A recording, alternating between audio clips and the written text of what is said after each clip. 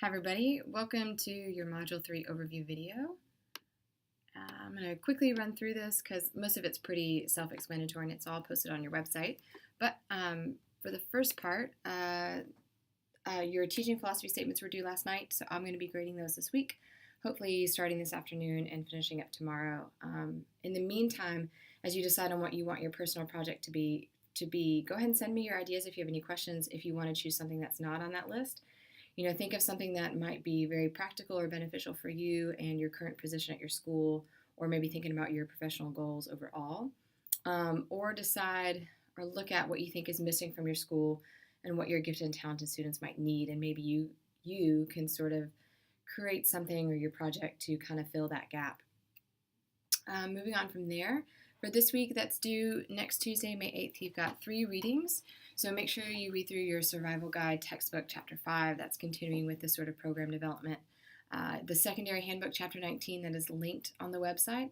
That is covering a bunch of secondary programs and curricula and ways of evaluating those. And then a small chapter in the Critical Issues textbook that's also linked on the website about counseling gifted and talented students. The things, too, like action items you need to do this week is you're going to submit your first article reflection, and these are really short articles that you're reading from the Teaching for High Potential journal, and I'll show you what that document looks like. And then you're also going to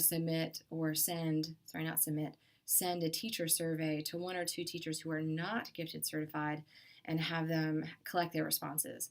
Your reflection for that teacher survey is not going to be due till Module 5, but we wanted to give you a full week to at least get a teacher to respond to you, because I know this is a busy time of year, and then that will give you a whole week to just read it and write your short reflection.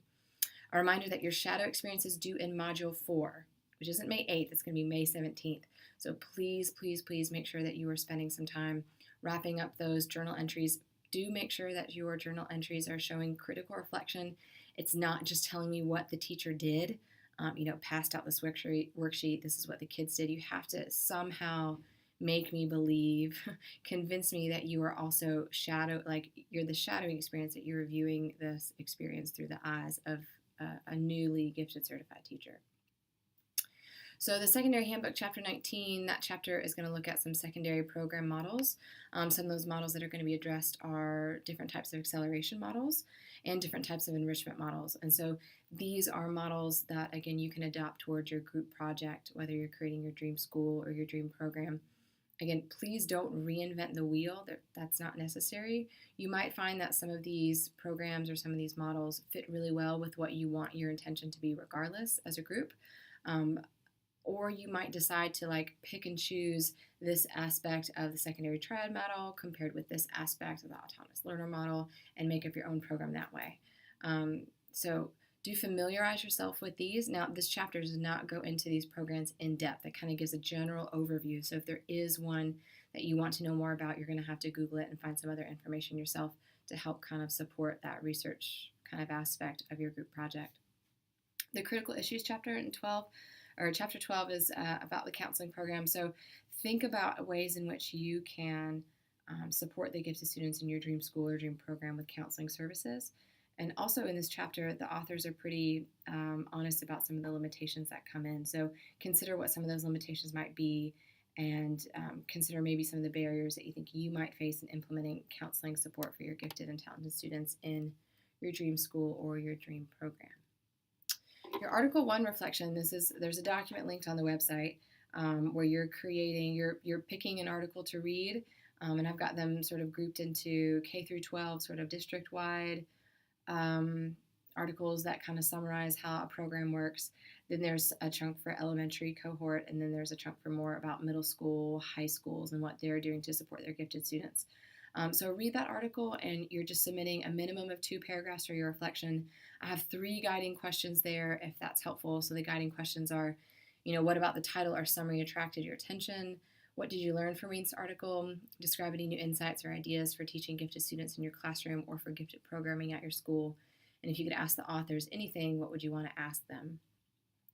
Make sure you're creating a copy of that document, or you're just creating a Word document and just typing in your reflection. Please note that on the bottom of that document where I link all those issues, that's the entire Teaching for High Potential issues. So you're going to have to find the title of that article in the issue, but the issues are pretty short. They're only maybe 12 to 15 pages long, and you'll see it's more like a small magazine-like publication. So that's that for your article number 1 reflection. Article 2 reflection is going to be the same thing. You're just choosing a different article. So if you want to go ahead and read 2 and go ahead and do both of your 2 article reflections this week, that's fine.